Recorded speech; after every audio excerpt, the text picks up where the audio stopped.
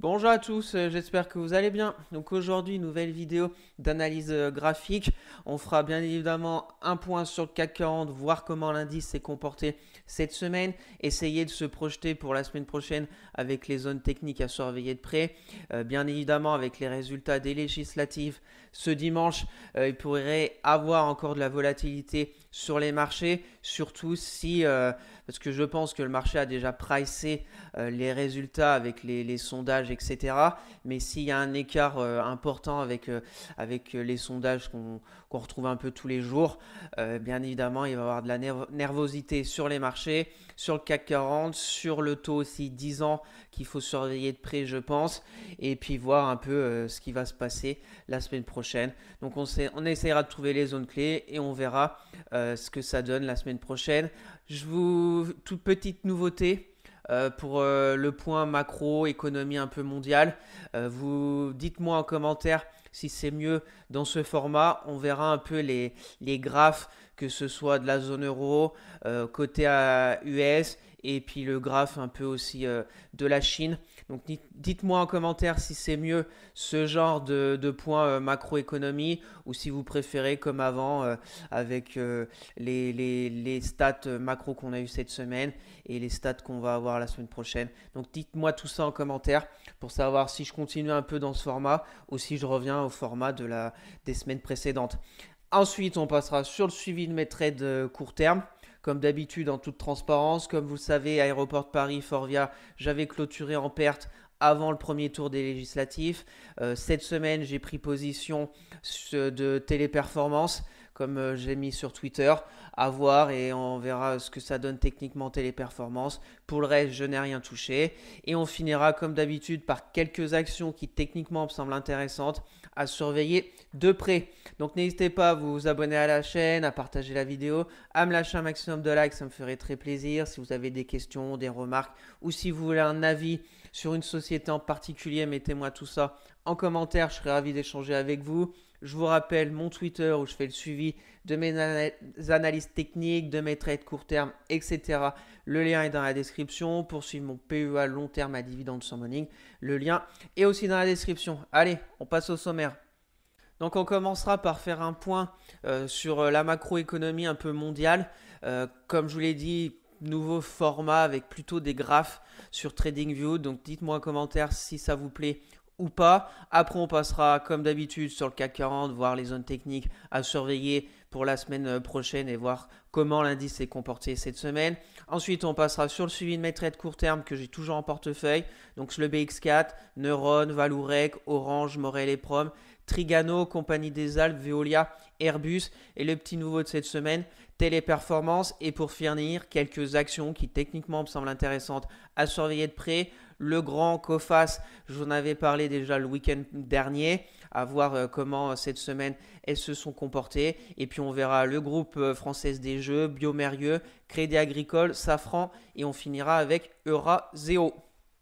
Bien sûr, je ne suis pas un conseiller financier. Mon avis dans cette vidéo ne représente pas un conseil d'investissement. Elle est juste réalisée à but pédagogique. Chaque investisseur aura sa propre stratégie. Investir en bourse représente un risque. Vous êtes le seul responsable de vos achats et ventes d'actions. Allez, c'est parti sur TradingView. Donc, comme je vous l'ai dit, petite nouveauté à me dire en commentaire si vous préférez ce genre de point macro mondial avec des graphes que je vais vous montrer. Donc, il y aura l'inflation, il y aura le chômage et il y aura aussi, stat importante, les PMI pour les mois à venir, je pense. Et puis, un petit tour aussi de la Chine ou si vous préférez, comme je faisais avant avec les stats que je retrouve sur investing.com et que je commente. Donc dites-moi tout ça en commentaire. Donc on va commencer côté États-Unis. Donc pour un peu comprendre les graphes, c'est des graphes en mensuel. Chaque petit point, bah, c'est les stats qui sortent par exemple là pour l'inflation des États-Unis. Bah, les dernières stats, c'était au mois de mai, qui est ressorti à 3,3%. Donc je pense que voilà, vous allez très vite comprendre. Et j'ai mis des petites figures technique pour voir si on va ressortir par exemple par le haut ou par le bas de cette figure. Donc au niveau de l'inflation aux États-Unis, on voit qu'il y a eu une belle baisse.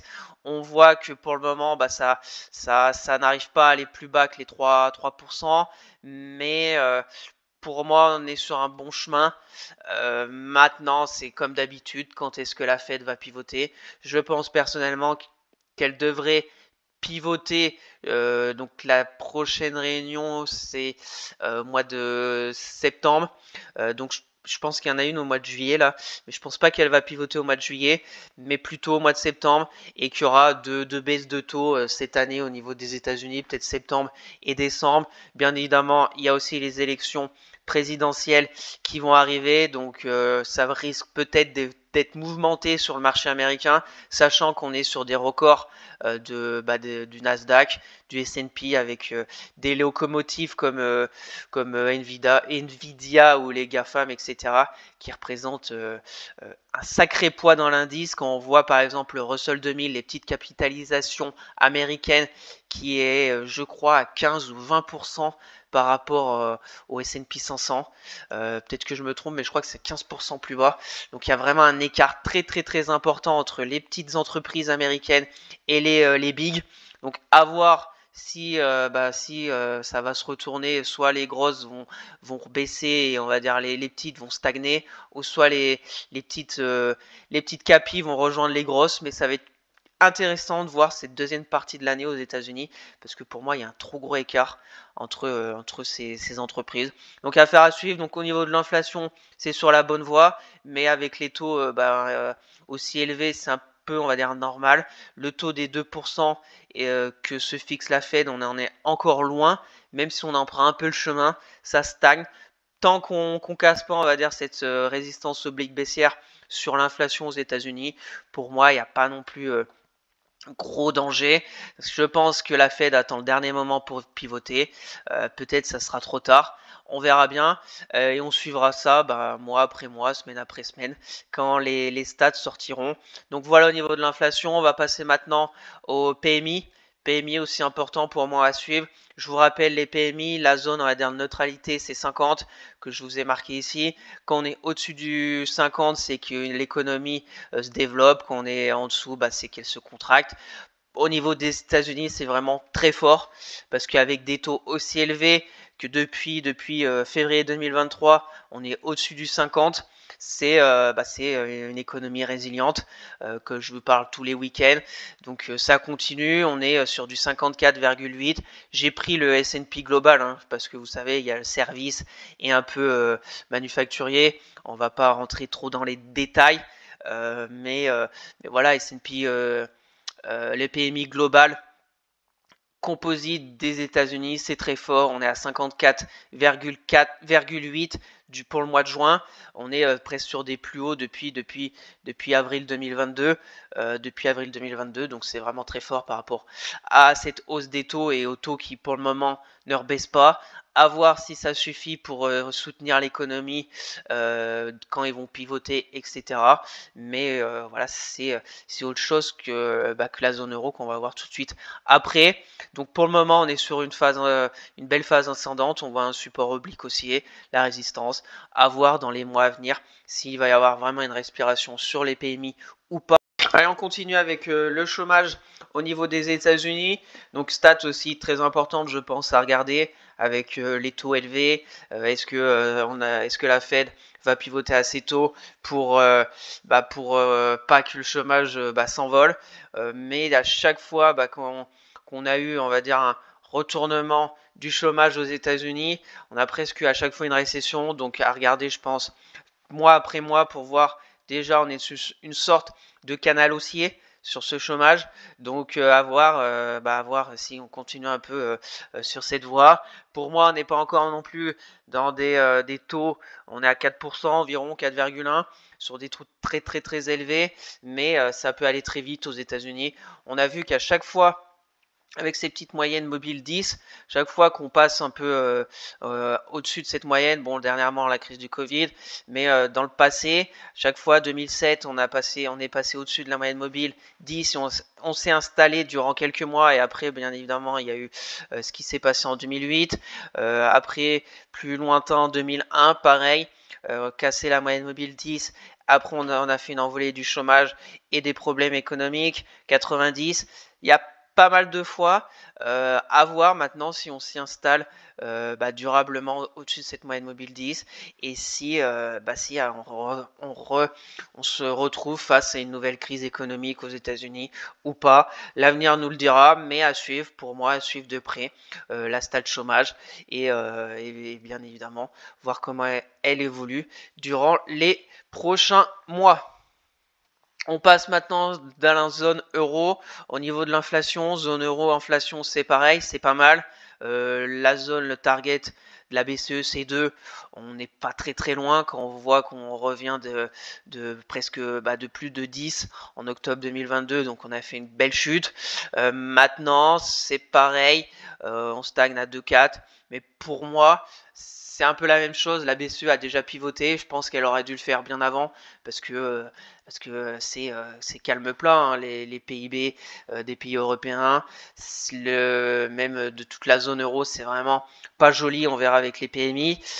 Maintenant, est-ce que le pivot a été fait assez tôt pour redonner du dynamisme de la zone euro à l'économie européenne? Peut-être, peut-être pas, c'est peut-être aussi trop tard. Mais de toute façon, la priorité des banques centrales, c'est vraiment de combattre l'inflation. Donc à chaque fois, si on regarde dans le passé, à chaque fois c'est un peu trop tard. Mais ce qui serait dramatique, c'est de pivoter trop tôt et que l'inflation reparte à la hausse, sachant tout ce qui peut faire repartir l'inflation. Il y a beaucoup de tensions géopolitiques. Donc si on a une envolée du prix du baril de pétrole, ça peut faire partir l'inflation à la hausse. On a plein de choses qui peuvent, des signes noirs qui peuvent faire repartir cette inflation. Donc c'est pour ça que les banques centrales attendent vraiment le dernier moment. On verra bien si ça a été fait assez tôt ou pas, et si surtout le pivot de la BCE va redonner du dynamisme à l'économie européenne. Donc pour le moment, l'inflation pour moi est maîtrisée. On voit, on est sur une sorte de petit triangle descendant. On est à 2,5. Voilà, on peut très bien vivre avec une inflation à 2,5. Allez, on continue. Les PMI, comme je vous l'ai dit, comparé aux États-Unis, on voit qu'on est sur plutôt un canal baissier de la zone euro, PMI global. On est un coup en dessous, un coup au-dessus du 50. C'est pas joli. On va voir si avec la baisse des taux, ça va s'améliorer. Voilà, hein. C'est pas joli pour moi. Il va falloir quand même que ça remonte sur cette zone euro parce que voilà, on était à 54. 54, c'est vraiment très bien. On était à avril 54, on est rechuté, on rebaisse, on remonte, on fait un coup au-dessus, un coup au-dessus du 50, un coup au-dessus, un coup en dessous du 50. Affaire à suivre durant cette deuxième partie de l'année sur les PMI de la zone euro. On continue avec le chômage. Le chômage, la zone euro, c'est plutôt bon, c'est plutôt bien, ça baisse, dans une sorte de petit canal baissier. Après, bon, la zone euro, bien évidemment, c'est très grand, il y a énormément de pays. On va pas tous les faire, on va plutôt se concentrer sur la France. Donc la France, le graphe que je vous montre aussi, qui est pour moi important, c'est le graphe. Là, on a un mensuel, j'aime bien le regarder aussi en hebdomadaire, de ces taux 10 ans. Ces taux 10 ans que j'aime bien aussi comparer avec le taux 10 ans allemand pour voir le spread. Donc voilà, on est une sorte de beau canal haussier en hebdomadaire avec la moyenne mobile 10 hebdo qui est toujours en support dynamique. Cette semaine, on a une petite baisse par rapport à la semaine précédente, plus 4, là on a fait presque moins 3. C'est pas mal, mais on est toujours dans ce canal haussier. Bien évidemment, les résultats de dimanche vont jouer un rôle important dans ce taux 10 ans. Et puis le spread est pour le moment un peu réduit parce que là, bon, on a une petite baisse de la France, une petite hausse de l'Allemagne, même si au niveau de l'Allemagne, on a cassé ce canal par le bas. On verra bien, à suivre, parce que bien évidemment, ça peut mettre encore de la pression sur le CAC 40 et les indices en général. On continue avec le composite de la France. c'est pareil, c'est pas joli, hein. Canal baissier, encore pire que la zone euro. Heureusement qu'il y a quelques pays européens qui arrivent à tirer un peu cette zone euro, parce que la France, c'est pas joli du tout, hein.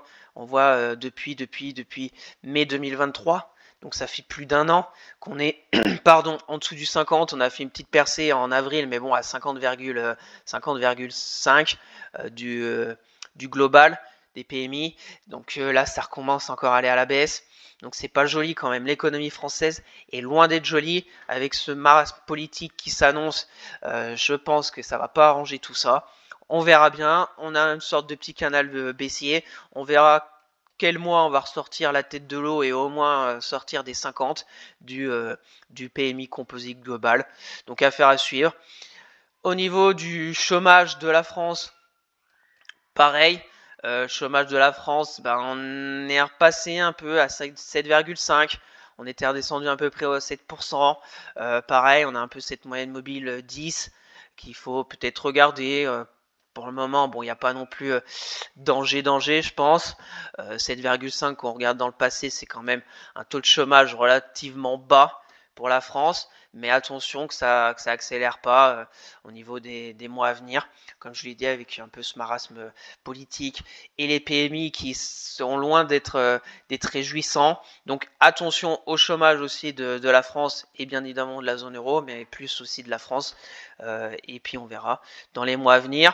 Et pour finir, on va aller du côté de la Chine avec les PMI générales. Même si bon, les PMI manufacturiers sont aussi à regarder de très près, parce que bon, la Chine c'est presque voilà l'industrie du monde.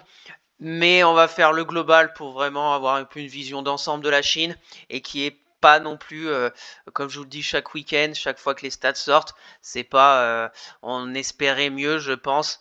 Post-Covid, il y a eu le Covid, c'est bien reparti. Après, je crois qu'il y a encore eu des confinements en 2022, c'est pour ça que ça a rechuté. Ça avait re-explosé début 2023 et depuis, bon, c'est un peu, c'est pas joli, je pense, pour la Chine. Parce qu'en dézoom, voilà, 50 zone de neutralité, on est très souvent au-dessus, presque la moyenne.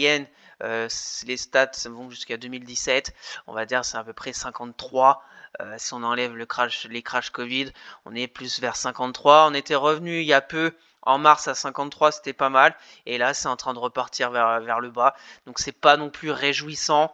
La Chine, à voir, peut-être qu'on est en train de vivre un peu une rotation avec l'Inde, je n'en sais rien. Il y a d'énormes problèmes immobiliers en Chine, mais bon, pour le moment, ça affole personne. On verra bien comment ça va se poursuivre le reste de l'année. Mais voilà, au niveau des PMI chinois, on est bien évidemment encore au-dessus du 50. Mais la dynamique depuis mars n'est pas très belle. On est à 50,5.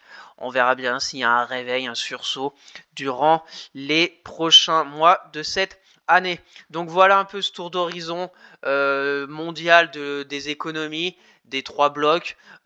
Dites-moi bien évidemment si c'est à refaire ou pas, voir un peu les graphes, voir un peu ce qui s'est passé avant et essayer de faire des projections avec des figures un peu techniques pour voir si dans les prochains mois on arrive à repartir par exemple vers le haut au niveau des PMI de la zone euro avec le pivot de la BCE, si l'inflation reste contrôlée, si le chômage aux États-Unis on va dire repart violemment à la hausse et donc peut-être gros danger au niveau des États-Unis. Donc affaire à suivre au niveau de toutes ces stats macro. Allez, c'est parti avec l'analyse technique du CAC 40. Donc une semaine au final, un peu comme on s'était dit le week-end dernier, hein, nos zones techniques, résistance 7700 respectées, le support 7467 respecté aussi. Donc maintenant, la décision, ça va être la semaine prochaine, je pense, après le résultat des législatifs. On voit la bougie de cette semaine, énorme mèche basse, petite mèche haute. Au final, on a fait un tout petit corps. Donc de la nervosité, de la volatilité comme c'était un peu prévu, mais les zones techniques ont été respectées. On va dire pas d'énormes surprises cette semaine, il n'y a pas eu d'affolement à la vente. Comme je vous l'ai dit par rapport au sondage, normalement pas de majorité du Rassemblement national, donc les marchés, on va dire, apprécient, même si c'est pas non plus l'envolée, parce qu'il peut y avoir bien évidemment des surprises.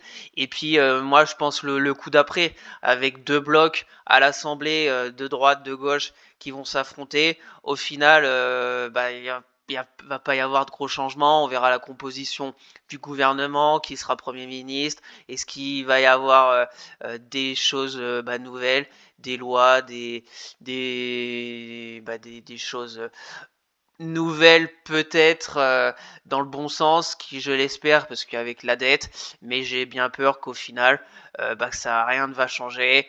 Quand il va y avoir des propositions, ça va être un cirque comme d'habitude à l'Assemblée, et puis au final, je pense que Emmanuel Macron va être esseulé. On verra bien, comme je vous l'ai dit. Je crois pas, mais est-ce qu'il y aura une démission durant les 3 prochaines années? Je n'en sais rien. Il peut y avoir beaucoup de choses qui peuvent encore se passer avant les prochaines présidentielles. Donc affaire à suivre.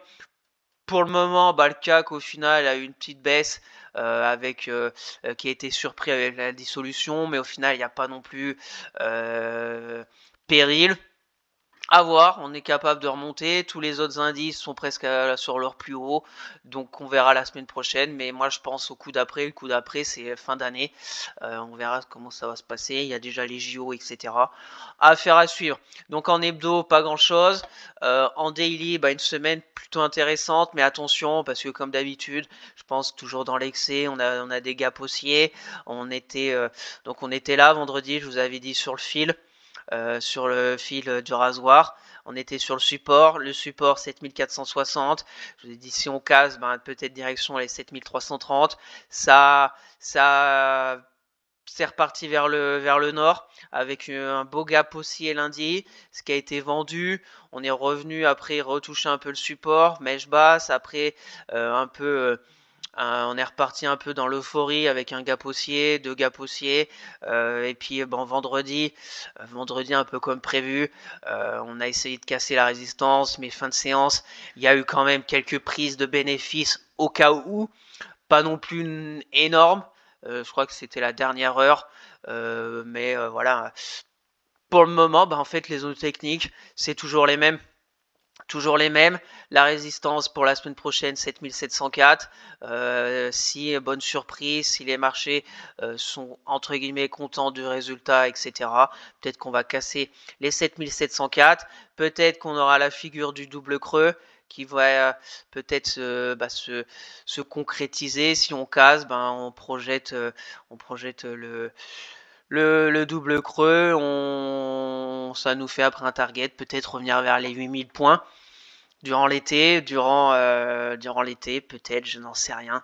Après, est-ce que c'est, on va dire, normal qu'on se retrouve après à 8000 points? Après, le problème aussi, c'est qu'on a le CAC 40 avec comme énorme entreprise qui réalise 80% de leur chiffre d'affaires à l'étranger. Quand on voit les indices américains, etc., qui sont sur des plus hauts, peut-être que voilà, c'est légitime que le CAC revienne à 8000. Après, il y aura peut-être d'autres histoires qui vont s'écrire fin d'année avec les présidentielles américaines et notre assemblée, ça sera peut-être la foire d'empoigne, peut-être des manifs dans la rue, etc. J'en sais rien. On verra. On suit de toute façon semaine après semaine. Je serai à vos côtés pour techniquement voir le CAC. On aura bien évidemment aussi les résultats d'entreprise qui vont être importantes et surtout les perspectives des entreprises. Donc voilà, techniquement pas grand chose à dire. On a une sorte de résistance oblique baissière aussi à passer. Pour moi, si on arrive la semaine prochaine à passer un peu, à faire une bougie clôture vers les 7750, ça serait un signe positif pour pourquoi pas revenir un peu vers les 7900 qui reviendrait un peu revenir au point de départ d'avant dissolution de l'Assemblée qui était à peu près ici. On était là le vendredi 7 avant les élections européennes et tout ce qui s'ensuit à 8000 points. Donc peut-être qu'on pourrait revenir ou peut-être qu'on va naviguer pour moi, naviguer un peu comme ça durant cet été, ça me paraît aussi cohérent. Parce que bon, il y aura peut-être baisse des volumes, il y aura peut-être pas trop de stats qui vont être intéressantes. Pour la politique française, ça va peut-être aussi se calmer durant l'été. Donc peut-être juillet, août, pas grand-chose. Il y aura bien évidemment après d'autres histoires qui vont s'écrire. Il y aura aussi les JO fin juillet, s'il n'y a pas non plus des surprises. Affaire à suivre, techniquement c'est pas mal, on est sur la résistance contrairement au week-end dernier qu'on était sur le support de ce petit range, soit d'accumulation, soit de distribution. Si on casse par le haut, ça serait plutôt un range d'accumulation, si on casse par le bas, range de distribution, mais on est sur le haut. La moyenne mobile 20, on a fait une clôture au-dessus, donc c'est aussi pas mal parce que depuis le 28 mai, on était en dessous de cette moyenne mobile 20. Pour le moment, on n'a pas encore croisé la 10 avec la 20. On repasse au-dessus de la 200. Donc, c'est plutôt des signes encourageants. Affaire à suivre la semaine prochaine. Le RSI, on est toujours en dessous du 50. Donc, pour moi, rendez-vous lundi. Voir un peu aussi fin de semaine prochaine parce que lundi, il peut y avoir de la volatilité, des arbitrages après. Peut-être que les investisseurs vont réfléchir mardi, mercredi, repartir vers le bas. Donc attention, on peut avoir un bull trap aussi, venir à 7000, 7007 et puis après repartir. Parce qu'avec peut-être la composition du gouvernement qui va pas plaire au marché, je n'en sais rien. Donc prudence, prudence encore pour la semaine prochaine.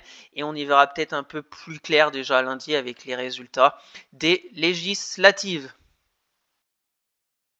Allez, c'est parti pour le suivi de mes trades court terme, comme d'habitude en toute transparence. Donc le fameux BX4, je pense qu'on arrive vers la fin de ce trade, parce que si ça continue, on va dire le CAC à repartir vers le haut la semaine prochaine, je prendrai ma perte. J'aurai un peu réduit les dégâts.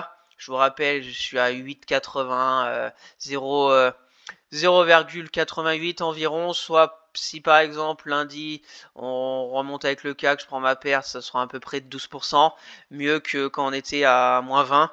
Donc je vais prendre une bonne perte, mais au moins je repartirai sur une bonne base et on parlera plus de ce BX4. Et puis après, j'aurai la possibilité de reprendre un short sur le CAC via ce BX4. Donc voilà, prudence pour ceux aussi peut-être qu'on jouait, la dissolution de l'Assemblée, etc. avec une position short.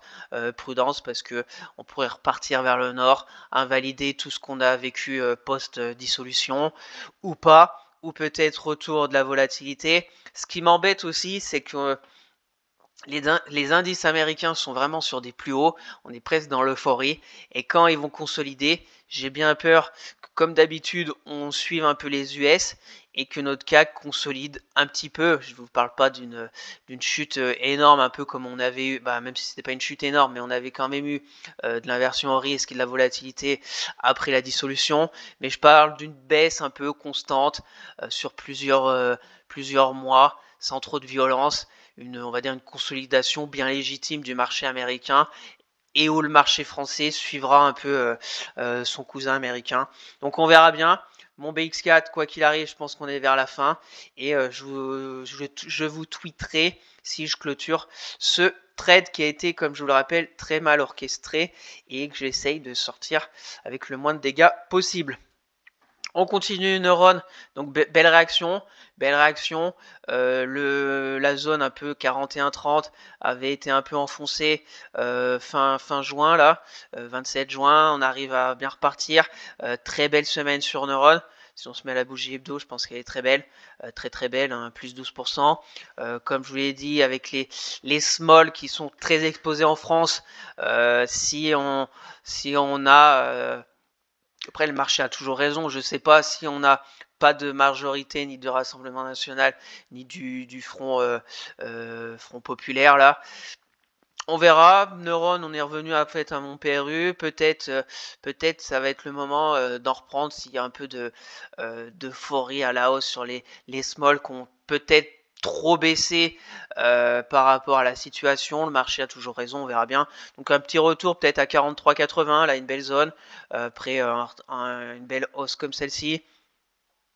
Voilà, 43,80, petit retracement de la belle hausse, on revient vers cette moyenne mobile, on croise la 10 avec la 20, et puis après on essaye de repartir vers les plus hauts à 48, peut-être d'en reprendre.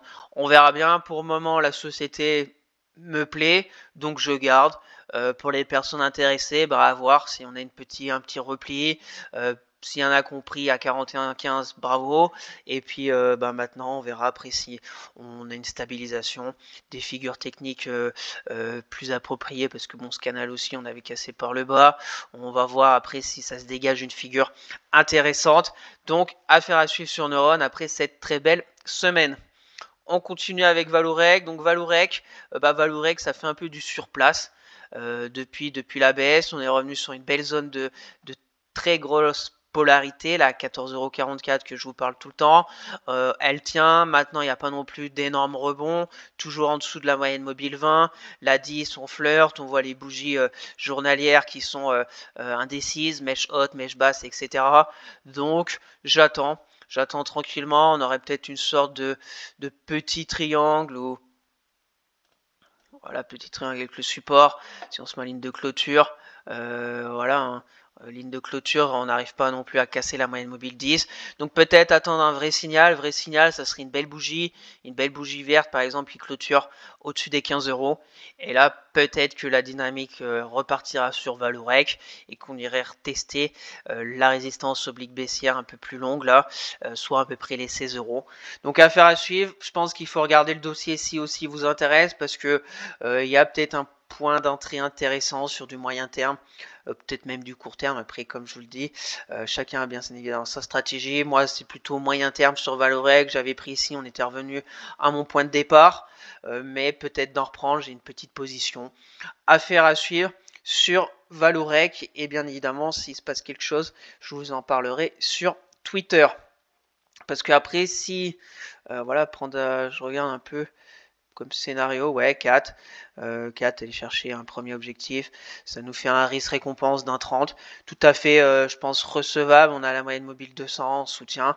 Très belle zone aussi de support. Donc si l'indice, le CAC, etc. se calme, je pense que Valorec pourrait repartir vers le haut. Donc affaire à suivre dans les prochains jours et prochaines semaines. On continue avec Orange. Donc Orange, pareil, je me suis laissé prendre par la volatilité d'un titre qui, dans le passé, n'est pas très volatile, mais bien évidemment avec l'Assemblée plus la guerre des prix qui est en train de s'orchestrer avec les opérateurs SFR, Free, Orange et compagnie, Bouygues et compagnie. Donc elle avait double baisse avec les deux causes. Maintenant, on a, je pense, trouvé peut-être un point bas. De cette année, je n'en sais rien, on verra bien, à 9,20 €. On est repassé au-dessus de la moyenne mobile 10, on est repassé un peu en dessous, et là, ça a l'air de repartir. Peut-être un croisement la semaine prochaine entre la 10 et la 20, donc plutôt positif. On peut peut-être faire un petit canal, plutôt court terme sur Orange, qui est plutôt aussi légitime. Donc à voir, tant qu'on tient ce canal haussier, c'est plutôt pas mal. Pour moi, comme vous le savez, je suis à 10,70 de PRU, donc je suis encore bien dans le rouge, moins 8% sur deux positions en plus. Donc pour moi, pour ma stratégie court terme, maximum, je mets ces 3 positions sur un titre. Là, je suis à 2, donc c'est plutôt une belle position sur Orange. Je garde parce que je pense qu'elle a les capacités de repasser au moins au-dessus des 10 €. On verra bien ce qui va se passer dans les semaines et mois à venir. Donc, on va dire court terme, c'est plutôt positif, mais attention parce qu'il y a eu une énorme baisse. On pourrait faire quelque chose comme ça, et là, attention, danger. Donc, on va suivre ça de près. Pour les personnes intéressées, à voir. Croisement de la M10, M20, c'est plutôt bon signe. Mais voilà, c'est comme peut-être que lundi, avec une grosse surprise des élections, tout va voler en éclats, que ce soit les zones techniques, les moyennes mobiles, etc. Et puis on va peut-être replonger. Je n'en sais rien. Comme je vous l'ai dit, j'ai pas revendu d'actions cette semaine avant le deuxième tour. Peut-être à tort ou à raison, on verra ça lundi. Sur Orange, c'est plutôt pas mal.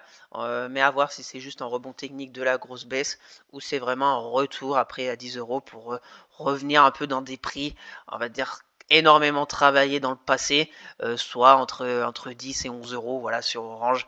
Depuis par exemple 2023 février, on tourne aux alentours des 11,40, 10 euros. Donc revenir dans des zones de prix moyens sur Orange. On continue, Morel et Prom.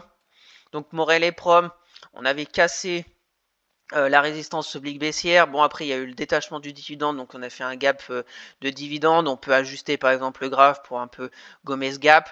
Donc si on gomme un peu ce gap, on voit qu'au final, on n'est pas si mal que ça sur Morel et Prom.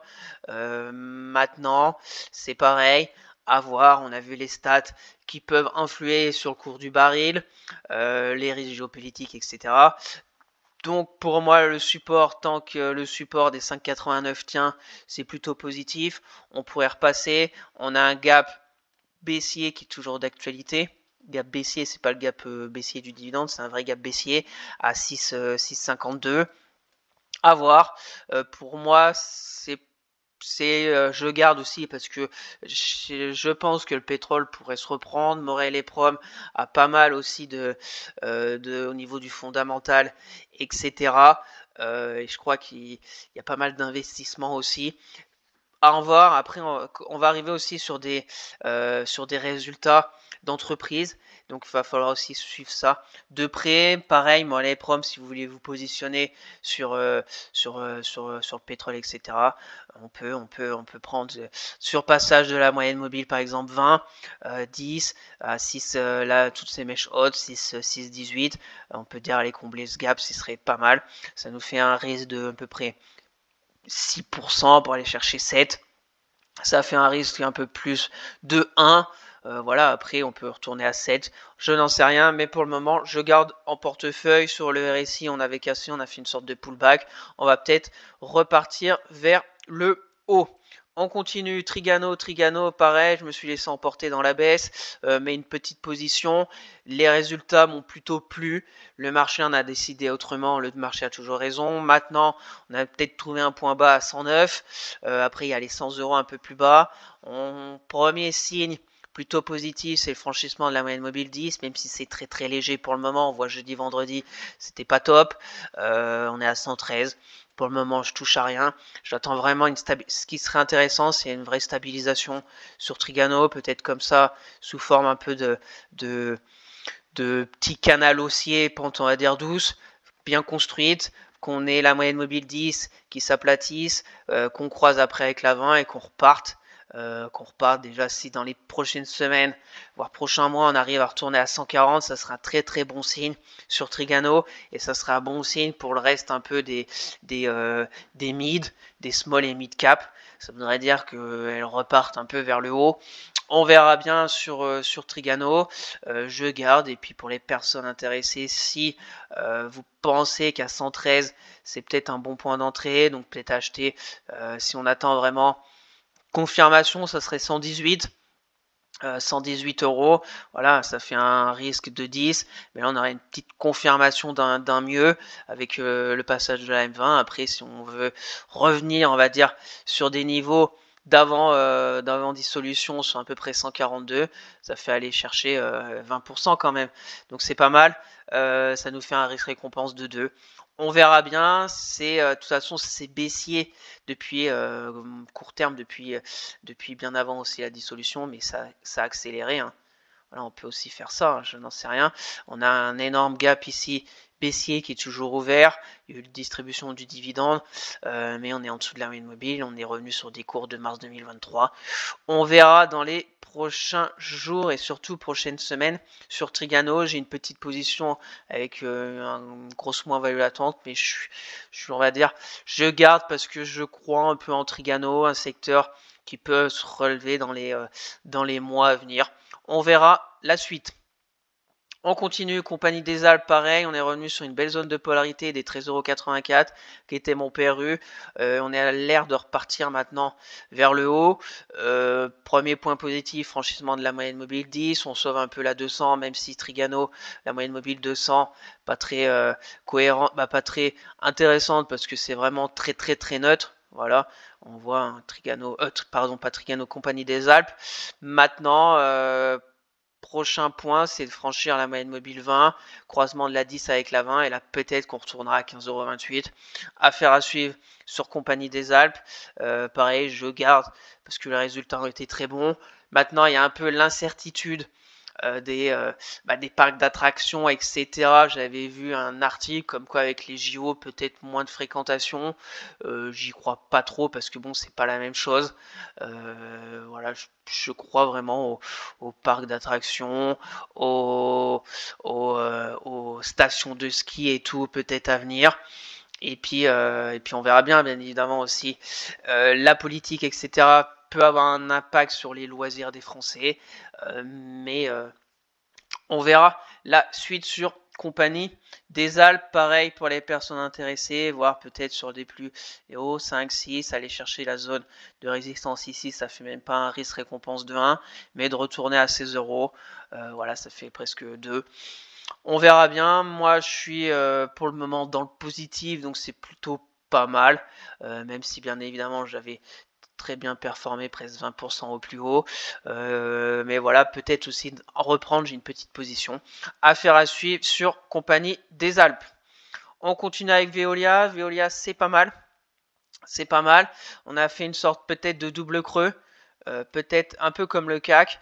Double creux, en plus on n'est même pas revenu là le pardon, le 28 juin, chercher les 27,57. Donc peut-être la figure peut être intéressante. Ça nous fait après un target, revenir un peu sur... voilà, là on est limite cassé la ligne de coup. On verra la semaine prochaine, ça va être intéressant. Et on reviendrait sur mon PRU à peu près à 31 €. Peut-être à venir aussi un croisement de la M10 avec la M20. Le dossier aussi m'intéresse, c'est pour ça que je suis toujours dedans. Et j'ai qu'une petite position, peut-être d'en reprendre. J'avais un beau support oblique haussier qu'on a franchi à la baisse, mais bon, pas non plus enfoncé. On est revenu là, on est revenu. Donc peut-être à suivre ce support oblique haussier, et peut-être un retour. Après, il y aura les 30-39, belle résistance à voir dans les jours à venir sur Veolia. Et bien évidemment, on suivra aussi les résultats sur le trimestre sur Veolia, le semestre même, dans les semaines à venir. Après, voilà, ce qui est intéressant sur Veolia, c'est que là, on avait tous ces jours, là, le 20, 21, 22, 23, des résistances ici. Voilà, très belle zone, et on a franchi, bien évidemment, si lundi, grosse surprise, on va repartir vers le bas, mais là on a franchi jeudi, vendredi, petite mèche haute, mais un peu comme toutes les actions du CAC, comme je vous l'ai dit, fin de séance, a un peu pris des bénéfices, mais c'est plutôt positif si lundi, mardi, voire mercredi, on tient les 29-20, très court terme. Et puis après on pourra aller plus haut. Donc affaire à suivre sur Veolia. Bon, je vais laisser les 29-20, la petite zone, mais c'est vraiment du court terme. C'est un peu la ligne de coup de ce double creux qui est plutôt aussi intéressant. Donc affaire à suivre sur Veolia la semaine prochaine. On continue Airbus. Airbus, après la forte baisse et l'énorme gap, et ben on est en train d'être dedans. Voilà, on va le noter, ce gap. C'est timide, ça je vous l'accorde, mais bon, avec le contexte actuel, à voir. Pareil, Airbus, ça fait un moment qu'on est un peu en dessous de cette moyenne mobile 10, surtout la 20. Si on arrive à franchir, à rentrer dans ce gap baissier, qui, je vous rappelle, ce gap baissier, c'est surtout avec les perspectives et puis un problème d'approvisionnement pour ces avions, la baisse normalement de la fabrication de ces avions pour cette année 2024, donc sanction du marché. Pour moi, je pense que Airbus va se reprendre. Ils ont un carnet de commandes énorme. Malheureusement, il y a un problème d'approvisionnement, etc. Mais les commandes sont là. Les commandes vont quand même être livrées avec peut-être un peu de décalage. Mais j'ai confiance dans l'avenir d'Airbus. Donc, est-ce que à 136, c'est un bon point d'entrée sur Airbus pour du moyen à long terme? Je pense que c'est pas mal. Après, il y a une possibilité, hein, c'est ça, hein. Se dire, après on a un support moi je n'ai pas peur de dans ma stratégie d'avoir des baisses de moins 20%, parce que comme je vous le dis, je mets une petite position par rapport à mon portefeuille global et je préfère étaler un peu mes achats. Voilà, hein, si vous avez aussi une stratégie un peu long terme sur Airbus, vous pouvez prendre position, petite position à 137, vous dire que si on vient à 120, il y aura peut-être une possibilité de recharger, mais si on vient à 115, là ça serait déjà très mauvais signe, ça nous fait une baisse de moins 16. Mais après on peut voilà, sur du long terme aller chercher des plus hauts, aller combler ce gap, aller après sur des niveaux ici et peut-être faire des records dans les prochains mois, voire dans un an. Ça nous fait aller chercher 24%, c'est pas mal. Donc affaire à suivre, et puis après bien évidemment on ajuste son stop, on remonte à la PRU et puis on essaye de peut-être accumuler à la hausse, je n'en sais rien, mais c'est comme ça un peu que je procède sur mes trades dits court terme. Donc on verra bien sur Airbus, point positif, on est au-dessus de la moyenne mobile 10, maintenant à voir si on arrive à combler ce gap et passer la moyenne mobile 20, attention parce qu'on pourrait avoir une sorte de voilà, un rebond technique dans la baisse, repartir à 120, ça aussi l'indice CAC 40 nous donnera un peu la direction, si tout va vers le bas, je pense qu'Airbus ira aussi, mais il y a un petit rebond à concrétiser dans les prochains jours et prochaines semaines sur Airbus. Et on va finir avec Téléperformance, donc seule action que j'ai prise cette semaine. Pourquoi? Parce que déjà, je vous en avais parlé le week-end dernier. Et ça, on va dire la chose intéressante s'est produite. Techniquement, donc j'ai pris position, on verra bien, à tort ou à raison. Pour le moment, ça se passe plutôt bien. J'ai pris position le mardi dernier. Pourquoi? Parce que on avait franchi la résistance oblique baissière, on avait croisé la M10 et la M20. Lundi, on était limite, et mardi, il y a eu un beau gap et un plus 4%, donc on va dire une validation de la bougie précédente et des zones techniques que je trouvais intéressantes qui avaient été franchies. Donc j'ai pris position, mon PRU, une petite position, comme d'habitude, mon PRU est à 107,30 €. Bon, pour le moment, ça se passe très bien. Maintenant, on verra lundi et ce que les investisseurs vont décider après ces résultats de législatives. Pour le moment, on voit vendredi pas grand chose. On a tapé sur la moyenne mobile 200 sur Téléperformance. Mon objectif, c'est à peu près, voilà, pas revenir en dessous là des 100 € pour aller après vers les 120. Voilà, 120, parce que si on se met en hebdo, voilà, en hebdo, on a un gros canal baissier qui est toujours d'actualité. Est-ce qu'on est sur un rebond technique un peu comme ici? Voilà, faire à peu près comme ça pour repartir, ou si après on repart vraiment vers un changement de tendance moyen terme sur Téléperformance, je n'en sais rien. Pour le moment, je suis dans le train, petite position, on verra bien. Pour les personnes intéressées sur Téléperformance, là on est un peu au milieu, parce que à 113, on n'est pas loin de ce grosse résistance oblique baissière moyen terme. On est passé au-dessus un peu la zone de polarité. Alors après, il y a le scénario très court terme, prendre position par exemple si on clôture plus haut que vendredi, sur les plus hauts de vendredi, se dire que cette bougie de moins 4 plus 5% ne doit pas être enfoncée d'ici quelques jours, soit 7-8%, et puis après, bon, il y a énormément de potentiel. Après, la prochaine zone, on a 147, ça fait un risque-récompense de 3, donc c'est vraiment pas mal, mais il faut vraiment casser la résistance oblique baissière et revenir après à 147. C'est pas fait du tout sur une tendance, comme je vous l'ai dit, plutôt baissière moyen terme sur Téléperformance. Donc attention, si on arrive vraiment à franchir les 120, ça serait vraiment positif. De toute façon, je suis dedans, je vous l'ai partagé sur Twitter, je vais vous la faire suivre et on suivra ça tous les week-ends. Téléperformance, si je reprends, si je vends, si ça repart à la baisse, etc. Donc affaire à suivre. Donc voilà ce tour d'horizon de mes actions dites court terme, avec pas vraiment de changement. Et puis on verra la semaine prochaine, peut-être qu'il y aura des occasions de reprendre des dossiers qui ont fortement baissé si ça veut repartir tout vers le nord. Donc on suivra ça et on se donne rendez-vous le week-end prochain pour faire un point sur toutes ces actions. Et on va finir comme d'habitude par quelques actions qui techniquement me semblent intéressantes à surveiller de près. Donc le grand, je vous en avais déjà parlé le week-end dernier, c'est pas mal. Elle tient les 93 €. Sa moyenne mobile 200 aussi qui est plutôt intéressante en support dynamique, comme on voit ici, ici et là récemment. Donc est-ce que ça va repartir ou pas? Pour le moment, bon, il y a de l'hésitation, un peu comme beaucoup d'actions. On a passé la moyenne mobile 10, donc c'est plutôt positif. On va peut-être croiser la 10 avec la 20.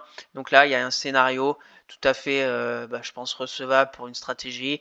Une bougie, on va dire, allez, si on se laisse presque 96 € en clôture, un stop en dessous de la mèche, soit à peu près 4% pour aller viser. Voilà, on a ça c'est le gap du dividende. On a un gap ici qui n'est pas du dividende.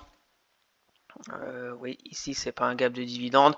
Donc voilà, on a des choses peut-être à aller combler plus haut si bien évidemment le marché veut repartir vers le haut. Donc voilà sur le grand, pas non plus grand chose à dire parce que je vous en avais déjà parlé le week-end dernier. Après, on a des zones plus basses. Si on se met en hebdomadaire, comme je vous fais la revue technique tous les mercredis, on est sur une zone aussi de polarité intéressante en hebdo. La moyenne mobile 50 à 93 €. Après, on a une zone un peu plus basse à 89. Tout dépend votre vision sur le grand, moyen terme, long terme. Après, vous pouvez laisser respirer si elle repart un peu en dessous, si on a encore de la volatilité, de la faiblesse sur le CAC 40. Donc voilà sur le grand, je vais regarder. Après, comme vous le savez, j'ai aussi du Schneider Electric pour du très long terme. Donc le grand, c'est un peu le même secteur, mais peut-être sur du court terme, pourquoi pas.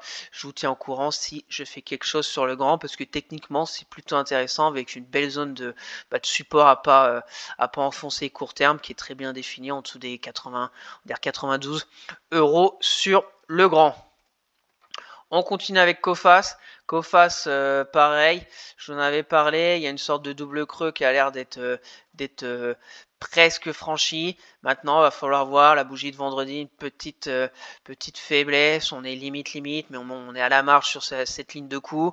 Donc c'est pareil, si lundi, ça voudrait vraiment repartir, on est sur la ligne.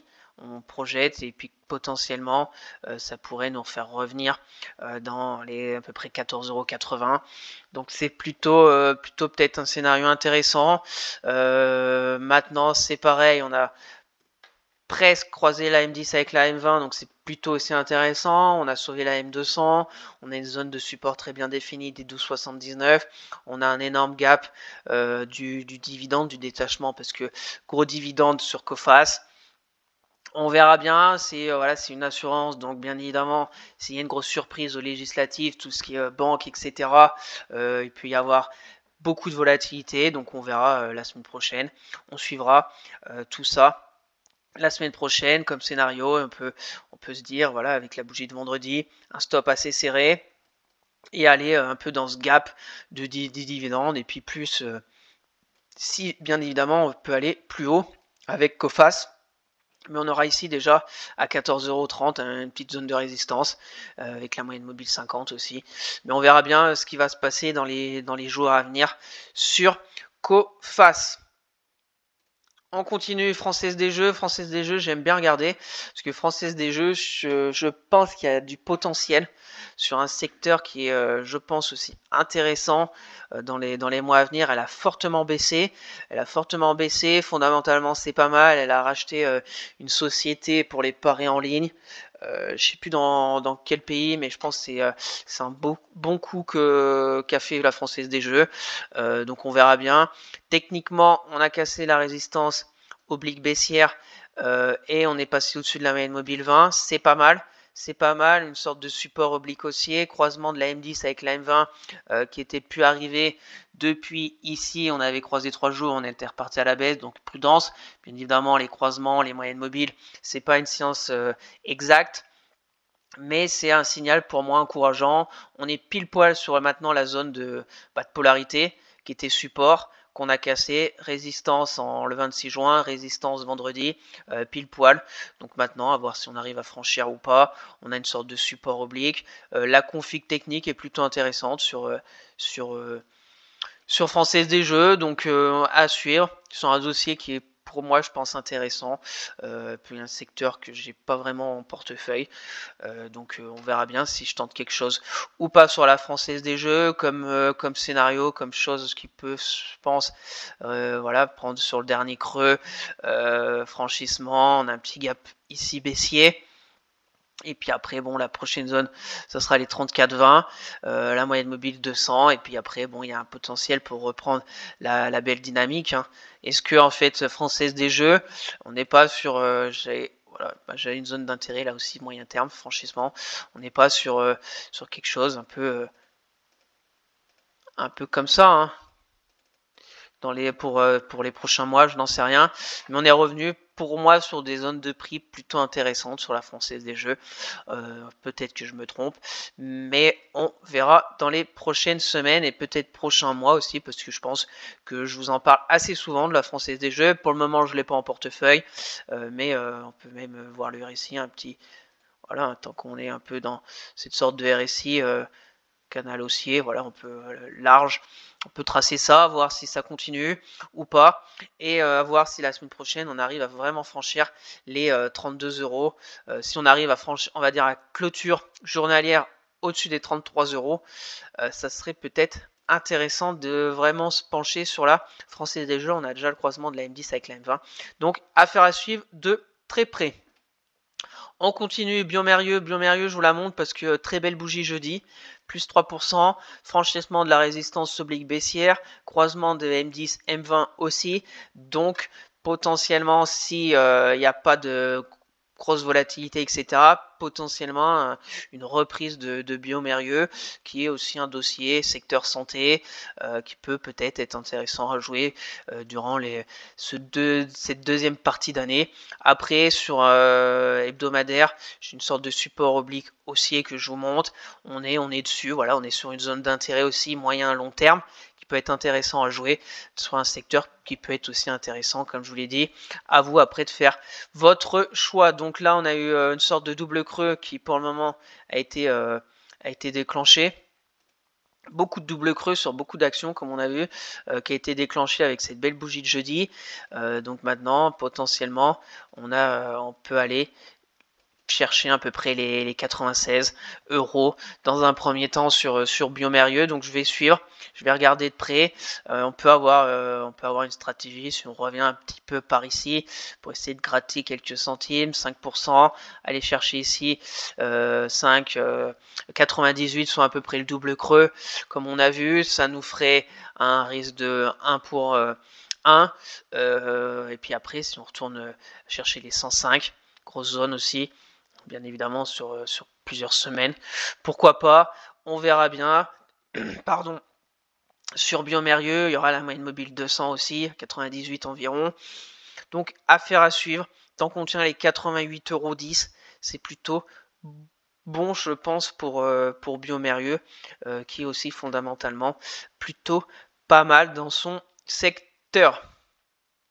On continue, Crédit Agricole aussi que je vous avais parlé, donc bien évidemment prudence, parce que les bancaires peuvent partir violemment à la baisse comme on a eu après les élections, avec le taux du 10 ans français aussi, elles sont impactées, mais peut-être que la baisse a été trop violente et qu'il va y avoir une sorte de rattrapage, parce que bon, les résultats sont très bons des bancaires françaises pour le moment, bien évidemment. Après, on verra bien, et au mois d'août, il y aura des résultats sur Crédit Agricole, mais on a tenu le support oblique haussier, on a tenu cette belle moyenne mobile 200 aussi, donc on a passé au-dessus des 13,45, donc rendez-vous lundi. On a un croisement peut-être la semaine prochaine de la moyenne mobile 10, moyenne mobile 20. Comme beaucoup d'actions, il y a beaucoup de choses peut-être à regarder qui peut être intéressant à jouer. Pareil, comme stratégie, peut-être 7. Voilà, bon, ça c'est le gap du dividende. Là, c'est le gap de la baisse, de revenir, on va dire, sur des prix avant la dissolution sont à peu près 14,56 €. Ça fait encore une hausse de 6%. Voilà, on verra bien. Après, bon, le risque récompense est de moins de 1, mais on pourrait repasser après dans ce gap de dividendes peut-être. Ça nous ferait à peu près 1. Et puis après, on ajustera tout ça. On verra bien sur Crédit Agricole, que bien évidemment, je vais vous faire suivre déjà sur Twitter la semaine prochaine. Si je tente quelque chose sur le titre, bien évidemment, je vous partage tout ça comme d'habitude. Et puis on refera le point peut-être la semaine prochaine sur Crédit Agricole. Si après elle pourrait, ce qui serait intéressant, c'est qu'elle aille là à 14 €, qu'elle stagne un peu, et puis après qu'on arrive à vraiment casser. On verra bien. Après, voilà, c'est une bancaire, c'est pas trop ma tasse de thé, comme vous le savez, les bancaires, mais j'avais déjà fait un bon coup sur BNP Paribas il y a quelques mois. Donc on verra bien sur Crédit Agricole ce qui va se passer durant les prochains jours. On continue avec Safran. Bon, Safran, elle est très très forte, hein. Safran, si on se met en hebdo, voilà, on est encore perché. Pour moi, on est encore perché. Mais peut-être qu'il va y avoir encore un momentum acheteur pour aller retester cette grosse résistance historique des 216. Donc là, on est pareil sur une sorte de double creux. Safran, qui est aussi actionnaire d'Airbus, ça n'a pas vraiment dégusté par rapport à la baisse d'Airbus. C'est très bien comporté contrairement à Airbus, mais voilà, un double creux. On va peut-être aller le casser. Si on le casse, on retourne sur les plus hauts. Voilà un scénario recevable, je pense. Maintenant, la bougie de vendredi, moins 1.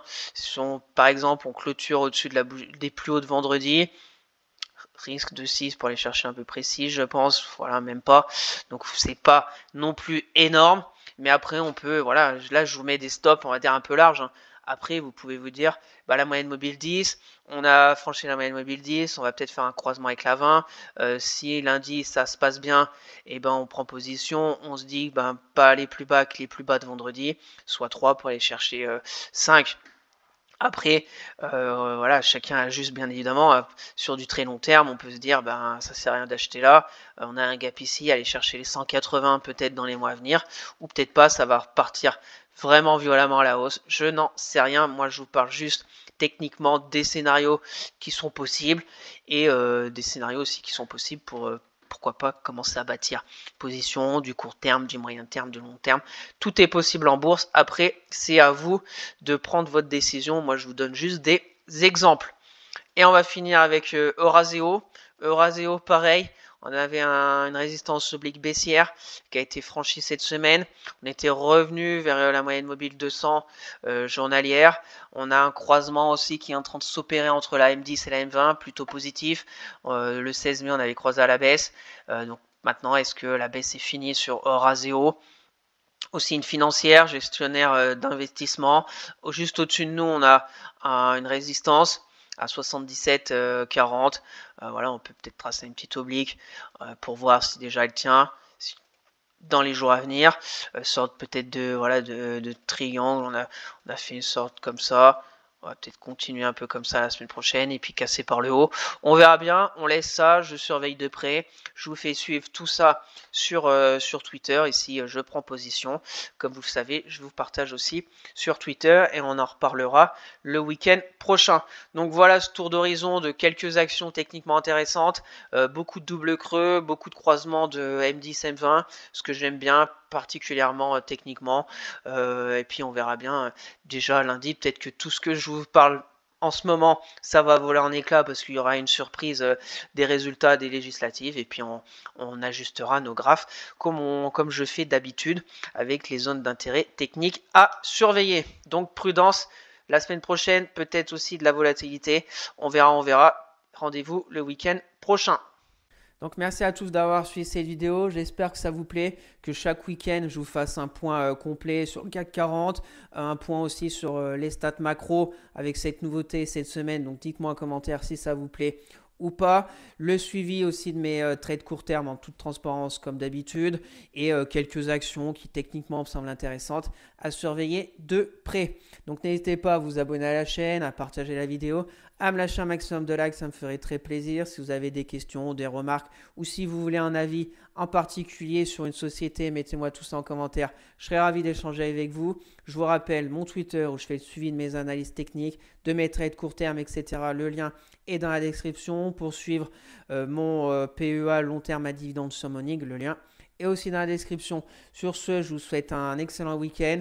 Bon vote pour demain et on se retrouvera mercredi pour une nouvelle vidéo sur le suivi mensuel avec une vision plutôt moyen terme sur les 20 actions. Allez, bye!